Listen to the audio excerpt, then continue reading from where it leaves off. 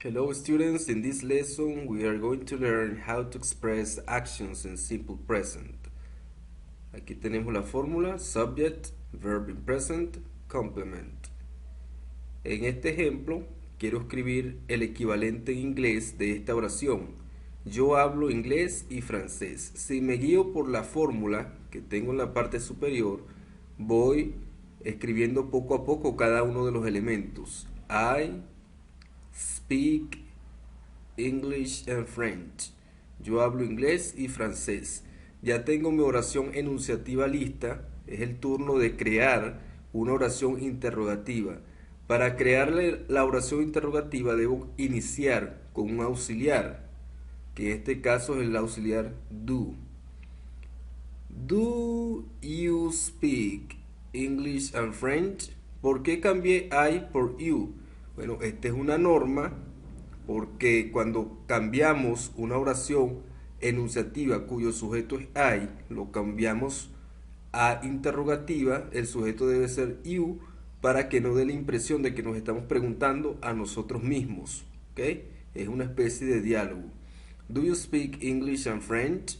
Recordando que en inglés las nacionalidades, los países, estas características ortográficas, así como los días de la semana, los meses del año, se deben escribir con letra mayúscula. Son elementos importantes a tomar en cuenta al momento de una evaluación. Do you speak English and French? ¿Hablas inglés y francés? La respuesta positiva larga, vemos que vuelve a cambiar el pronombre you, lo cambiamos nuevamente al pronombre I. Yes, I speak English and French. La positiva corta, yes, I do. Las negativas, no, I don't speak English and French. Y la negativa corta, no, I don't. Veamos otro ejemplo. En esta oportunidad, quiero escribir ellos trabajan en este edificio. They work in this building. Ellos trabajan en este edificio. Ahora es el turno de crearla a interrogativa. Do they work in this building? Do they work in this building? Ellos trabajan en este edificio. La respuesta positiva larga. Yes, they work in this building. Yes, they do. No, they don't work in this building. No, they don't. Entonces, esta sería la estructura para hacer oraciones en presente simple, tanto con su forma interrogativa como las posibles respuestas. ¿Por qué hay dos positivas y dos negativas? Porque en ocasiones es necesario responder de manera larga, pero también lo podemos hacer de manera corta, solo que en todos los idiomas es muy mala educación solamente responder sí o no en el momento que se nos hace una pregunta y hay que agregarle algo. En este caso en inglés se agrega el sujeto y el auxiliar de la misma. Es importante conocer qué es tercera persona del singular. Tenemos este concepto acá que dice, son todos aquellos sujetos de la oración que son diferentes de I, you y plural. Es decir, cuando el sujeto de la oración no sea ninguno de esos tres casos, estamos en presencia de un sujeto en tercera persona del singular. Ejemplo, tenemos acá, Mary works in that company. En este caso Mary es el sujeto, tenemos que Mary no se trata de I, tampoco es you y mucho menos es un sujeto plural, entonces Mary es tercera persona del singular. En esta segunda oración tenemos My brother plays video games every day. Mi hermano juega videojuegos todos los días. Acá, my brother, mi hermano, no representa ninguno de estos sujetos, entonces también es tercera persona del singular. Veamos entonces.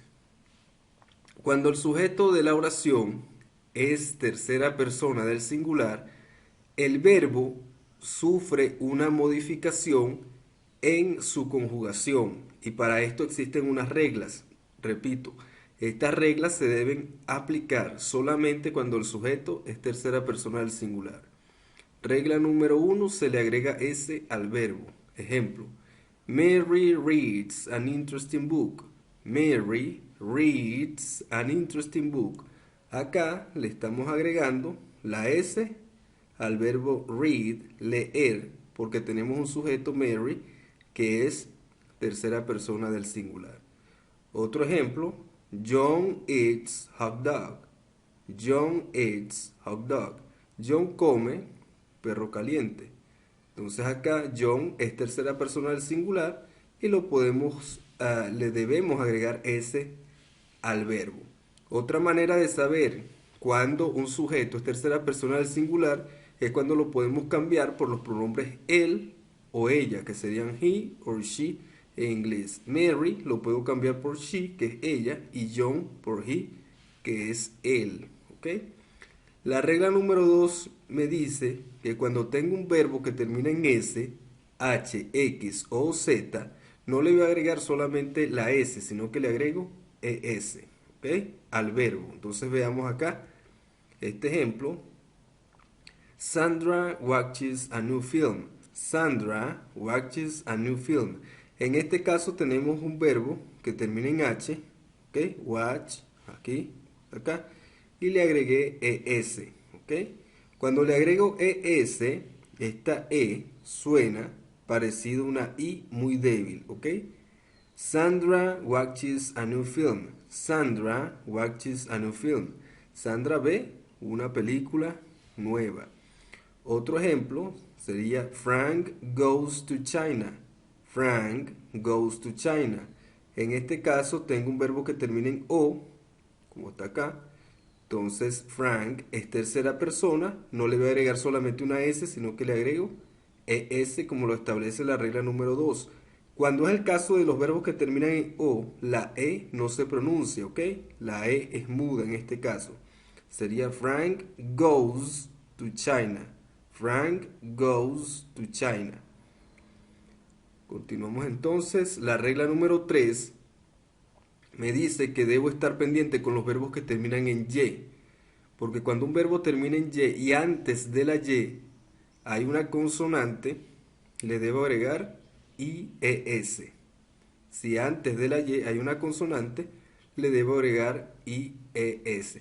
Pero debo eliminar la Y. Debo eliminar esa Y para poderle agregar IES. Veamos, si tengo el verbo study, estudiar, termina en Y, antes de la Y está una consonante, ¿cómo quedaría? Tendríamos acá, Sandra studies Greek in this academy. Sandra studies Greek in this academy. Sandra estudia griego en esta academia. Aquí el verbo estudiar, study, ¿qué hice? Le eliminé la Y le agregué IES, porque Sandra es tercera persona del singular. Veamos otra oración acá. The pilot flies to England. The pilot flies to England. Sabemos que tenemos el verbo acá fly que termina en Y, que significa volar. Y aquí en este caso el piloto es tercera persona del singular. Cambié la Y por IES.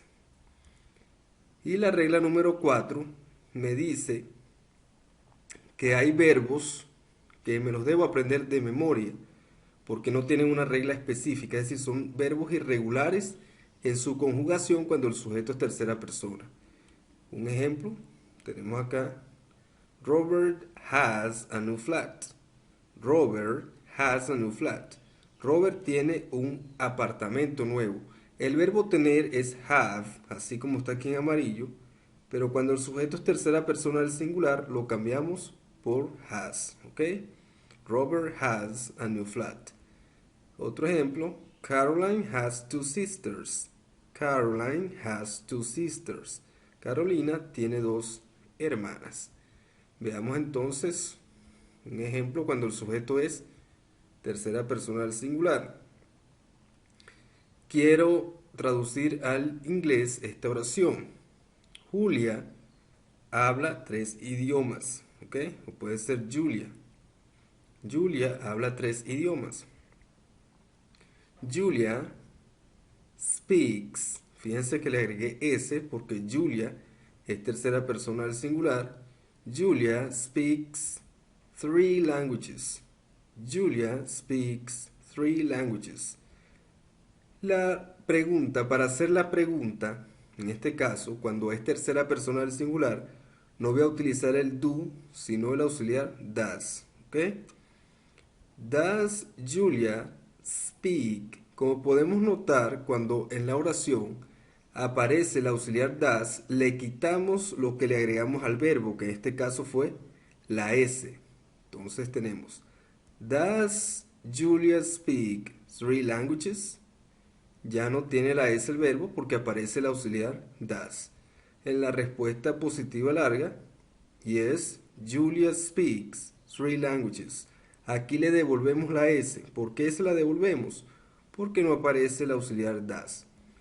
La positiva corta, yes, Julia does. Las negativas, no, she doesn't speak three languages. En este caso, estoy sustituyendo Julia por el pronombre que, en este caso, she, que significa ella. No, she doesn't speak three languages. Y la negativa corta, no, she doesn't. Veamos otro ejemplo. John va para China el próximo miércoles.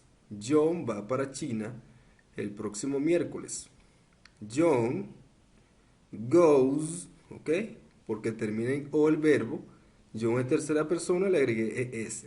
Recordando que estas reglas se aplican solamente en el presente simple cuando el sujeto es tercera persona. John goes to China next Wednesday.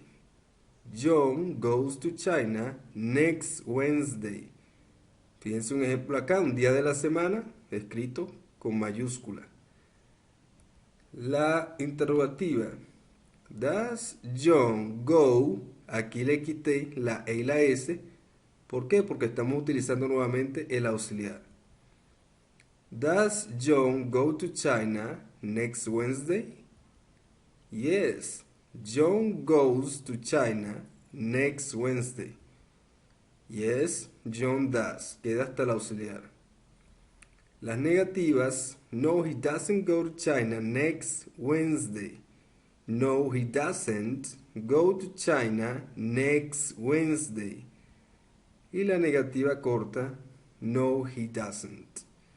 Vemos entonces que utilizamos el auxiliar does para hacer interrogativas en el presente simple cuando el sujeto es tercera persona y hay que estar pendiente de los verbos que sufren su modificación.